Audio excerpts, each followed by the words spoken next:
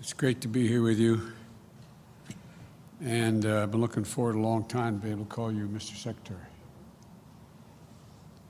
Good afternoon, everyone.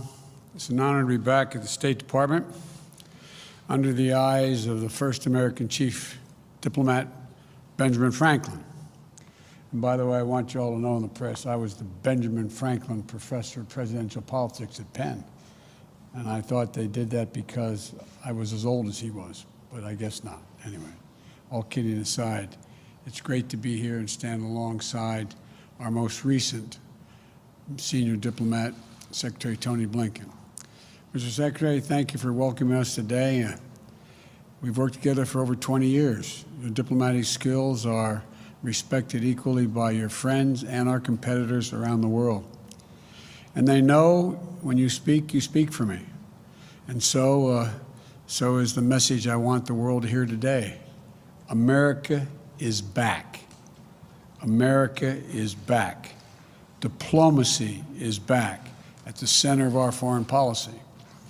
As I said in my inaugural address, we will repair our alliances and engage with the world once again, not to meet yesterday's challenges, but today's and tomorrow's. American leadership must meet this new moment of advancing authoritarianism, including the growing ambitions of China to rival the United States and the determination of Russia to damage and disrupt our democracy. We must meet the new moment accelerating global challenges, from the pandemic to the climate crisis to nuclear proliferation, challenging the will only to be solved by nations working together and in common. We can't do it alone. We must start with diplomacy, rooted in America's most cherished democratic values, defending freedom, championing opportunity, upholding universal rights, respecting the rule of law, and treating every person with dignity. That's the grounding wire of our global policy, our global power. That's our inexhaustible source of strength. That's America's abiding advantage. Though many of these values have come under intense pressure in recent years, even pushed to the brink in the last few weeks, the American people are going to emerge from this moment stronger, more determined, and better equipped to unite the world in fighting to defend democracy, because we have fought for it ourselves. Over the past few days, we've been in close cooperation with our allies and partners to bring together the international community to address the military coup in Burma. I've also been in touch with Leader McConnell to discuss our shared concerns about the situation in Burma, and we are united in our resolve. There can be no doubt, in a democracy, force should never seek to overrule the will of the people or attempt to erase the outcome of a credible election. The Burmese military should relinquish power they have seized, release the advocates and activists and officials they have detained, lift the restrictions on telecommunications, and refrain from violence. As I said earlier this week, we will work with our partners to support restoration of democracy and the rule of law and impose consequences on those responsible. Over the past 2 weeks, I've spoken with the leaders of many of our closest friends: Canada, Mexico, the UK, Germany, France, NATO, Japan, South Korea, Australia, to reforming the habits of cooperation and rebuilding the muscle of democratic alliances that have atrophied over the past few years of neglect and, I would argue, abuse. America and alliances are our greatest asset. And leading with diplomacy means standing shoulder to shoulder with our allies and key partners once again. By leading with diplomacy, we must also mean engaging our adversaries and our competitors diplomatically, where it's in our interest, and advance the security of the American people. That's why yesterday the United States and Russia agreed to extend the New START treaty for 5 years. to preserve the only remaining treaty between our countries safeguarding nuclear stability. At the same time, I made it clear to President Putin, in a manner very different from my predecessor, that the days of the United States rolling over in the face of Russia's aggressive actions, interfering with our elections, cyber attacks, poisoning its citizens, are over. We will not hesitate to raise the cost on Russia and defend our vital interest and our people. And we will be more effective in dealing with Russia when we work in coalition and coordination with other like-minded partners. The politically motivated jailing of Alexei Navalny and the Russian efforts to suppress freedom of expression and peaceful assembly are a matter of deep concern to us and the international community. Mr. Navalny, like all Russian citizens, is entitled to his rights under the Russian Constitution. He's been targeted for exposing corruption. He should be released immediately and without condition. We'll also take on directly the challenges posed by our prosperity, security, and democratic values by our most serious competitor, China. We'll confront China's economic abuses, counter its aggressive, coercive action to push back on China's attack on human rights, intellectual property, and global governance. But we are ready to work with Beijing when it's in America's interest to do so. We will compete from a position of strength by building back better at home, working with our allies and partners, renewing our role in international institutions, and reclaiming our credibility and moral authority, much of which has been lost.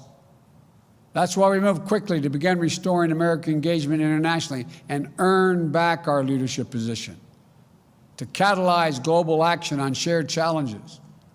On day one, I signed the paperwork to rejoin the Paris Climate Agreement. We're taking steps led by the example of integrating climate objectives across all of our diplomacy and raising the ambition of our climate targets. That way we can challenge other nations, other major emitters, to up the ante on their own commitments. I'll be hosting a Climate Leaders Summit to address the climate crisis on Earth Day of this year. America must lead in the face of this existential threat. And just as with the pandemic, it requires global cooperation. We've also re-engaged with the World Health Organization. That way we can build better global preparedness to counter COVID-19, as well as detect and prevent future pandemics, because there will be more. We've elevated the status of cyber issues within our government, including appointing the first Deputy National Security Advisor for Cyber and Emerging Technology. We're launching an urgent initiative to improve our capability, readiness, and resilience in cyberspace. Today, I'm announcing additional steps to course-correct our foreign policy and better unite our democratic values with our diplomatic leadership. To begin, Defense Secretary Austin will be leading a global posture review of our forces so that our military footprint is appropriately aligned with our foreign policy and national security priorities. It will be coordinated across all elements of our national security, with Secretary Austin and Secretary Blinken working in close cooperation. And while this review is taking place, we'll be stopping any planned troop withdrawals from Germany. We're also stepping up our diplomacy to end the war in Yemen, a war which has created a humanitarian and strategic catastrophe. I've asked my Middle East team to ensure our support for the United Nations-led initiative to impose a ceasefire, open humanitarian challenge, and restore long-dormant peace talks. This morning, Secretary Blinken appointed Tim Lenderking, a career foreign policy officer, as our special envoy to the Yemen conflict, and I appreciate him doing this. Tim has lifelong experience in the region and he'll work with the UN envoy and all parties to the conflict to push for a diplomatic resolution. And Tim's diplomacy will be bolstered by USAID working to ensure that humanitarian aid is reaching the Yemeni people who are suffering unendurable devastation. This war has to end. And to underscore our commitment, we are ending all American support for offensive operations in the war in Yemen, including relevant arms sales. At the same time, Saudi Arabia faces missile attacks, UAV strikes, and other threats from Iranian-supplied forces in multiple countries. We're going to continue to support and help Saudi Arabia defend its sovereignty and its territorial integrity and its people. We also face a crisis of more than 80 million displaced people suffering all around the world. The United States' moral leadership on refugee issues was a point of bipartisan consensus for so many decades when I first got here. We shine the lamp of liberty on oppressed people. We offered safe havens for those fleeing violence or persecution.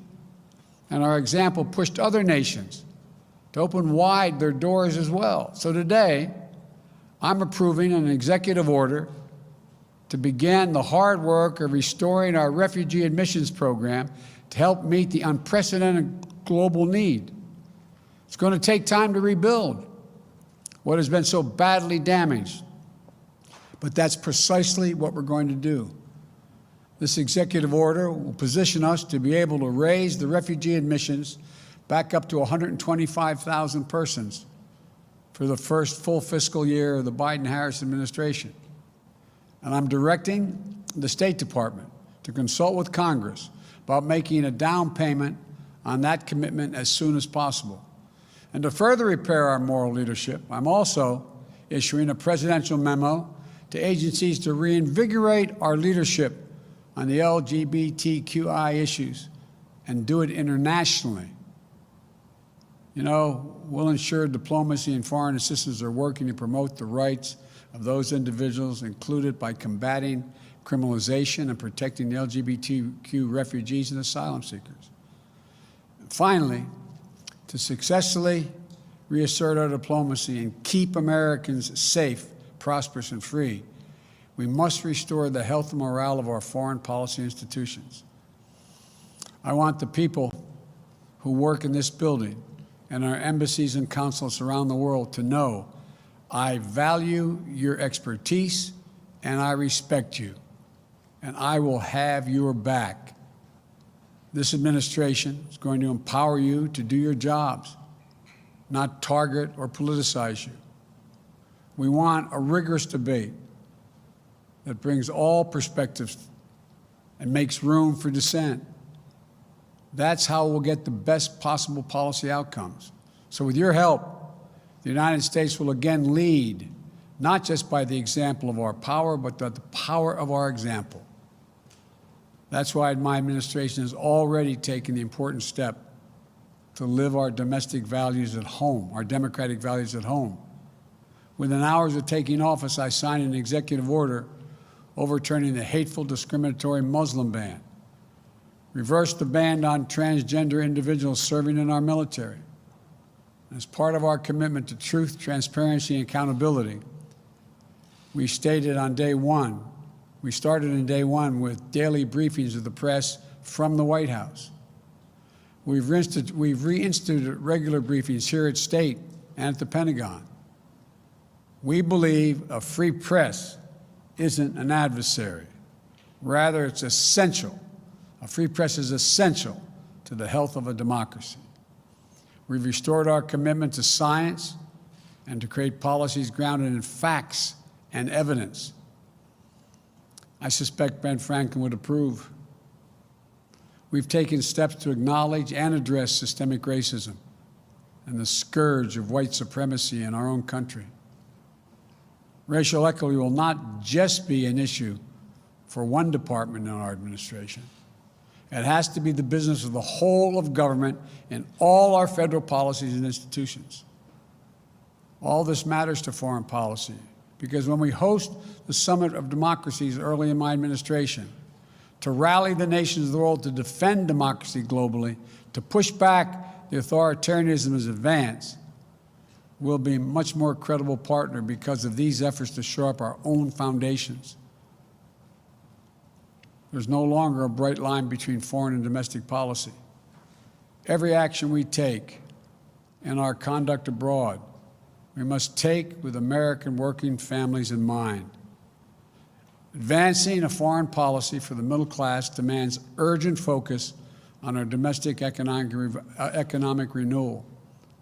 And that's why I immediately put forth the American Rescue Plan to pull us out of this economic crisis. That's why I signed an executive order strengthening our Buy American policies last week. And it's also why I work with Congress to make far-reaching investments in research and development of transformative technologies. These investments are going to create jobs, maintain America's competitive edge globally, and ensure all Americans share in the dividends. If we invest in ourselves and our people, if we fight to ensure that American businesses are positioned to compete and win on the global stage, if the rules of international trade aren't stacked against us, if our workers and intellectual property are protected, then there's no country on earth, not China or any other country on earth, that can match us. Investing in our diplomacy isn't something we do just because it's the right thing to do for the world. We do it in order to live in peace, security, and prosperity. We do it because it's in our own naked self-interest. When we strengthen our alliances, we amplify our power, as well as our ability to disrupt threats before they can reach our shores. When we invest in economic development of countries, we create new markets for our products and reduce the likelihood of instability, violence, and mass migrations. When we strengthen health systems in far regions of the world, we reduce the risk of future pandemics that could threaten our people and our economy. When we defend equal rights of people the world over, of women and girls, LGBTQ individuals, indigenous communities, and people with disabilities, the people of every ethnic background and religion, we also ensure that those rights are protected for our own children here in America. America cannot afford to be absent any longer on the world stage. I come today to the State Department, an agency as old and as storied as the nation itself, because diplomacy has always been essential to how America writes its own destiny. For the diplomacy of Ben Franklin helped assure the success of our revolution. The vision of the Marshall Plan helped prevent the world from foundering on the wreckage of war. And the passions of Eleanor Roosevelt declared the audacious idea of universal rights that belong to all. The leadership of diplomats of every stripe doing the daily work of engagement created the very idea of a free and interconnected world. We are a country that does big things. American diplomacy makes it happen, and our administration is ready to take up the mantle and lead once again. Thank you all. May God bless you and protect our troops, our diplomats, and our development experts, and all Americans serving in harm's way. Going this way. Thank you all.